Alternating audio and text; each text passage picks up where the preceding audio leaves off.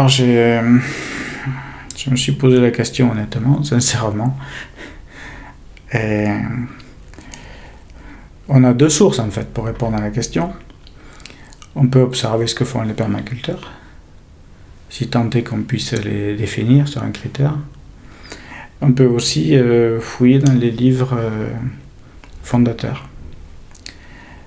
Et j'ai fait les deux. Et j'ai observé qu'il y avait beaucoup d'écart entre les pratiques des permaculteurs contemporains et ce qu'il y avait noté dans les livres fondateurs.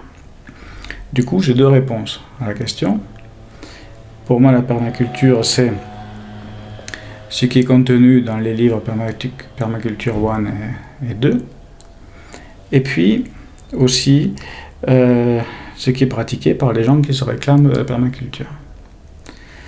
Alors, dans le premier cas, je vais appeler ça une permaculture historique.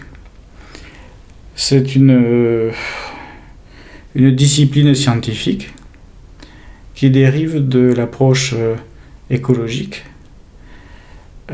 qui elle-même dérive de l'approche systémique, c'est-à-dire de la science des systèmes, appliquée à l'aménagement, appliquée à l'urbanisme, appliquée à l'agriculture, etc. Bon, ça a été assez vite, je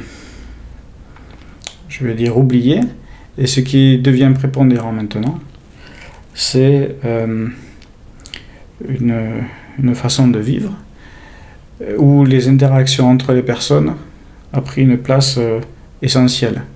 Dans la permaculture historique, les relations entre les personnes sont abordées, mais ce qui est surtout abordé, c'est la relation entre les gens et le terrain, l'environnement, le lieu de vie.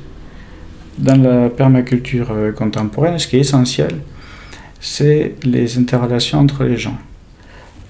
Alors avec des préjugés, des a priori, des présupposés, qui sont, pourquoi pas, défendables. Moi, j'ai pas d'avis là-dessus.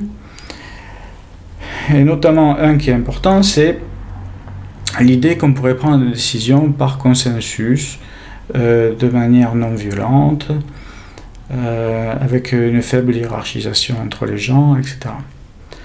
Donc ça, c'est des choses que je connais assez bien parce que j'étais objecteur de conscience et j'ai beaucoup fréquenté de gens qui avaient une démarche non violente et une réflexion sur les relations entre les gens que je retrouve intégralement dans la permaculture contemporaine. Voilà, donc finalement, c'est assez logique qu'on trouve des définitions très différentes de la permaculture selon les époques, selon les milieux, parce que je pense qu'effectivement il y a deux permacultures différentes. Et l'approche scientifique, à mon avis, ne s'est jamais développée en France. Il n'y a qu'une approche relationnelle qui est fondée sur l'idée de réseau. Il se trouve que j'ai fait ma thèse sur les réseaux sociaux, et donc ça m'aide à voir un petit peu ce qui se passe dans le milieu de la permaculture. Et du coup, on est loin d'une problématique purement agricole ou purement matérielle ou d'autosuffisance. Donc, dans un projet plus de civilisation. Comment est-ce qu'on pourrait refaire une civilisation sur la base de relations entre les gens différentes?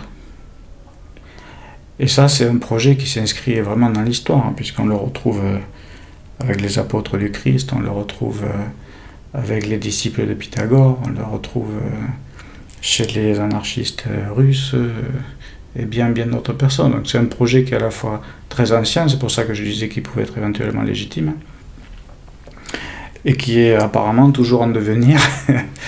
Donc on verra qu'est-ce que ça donne par la suite.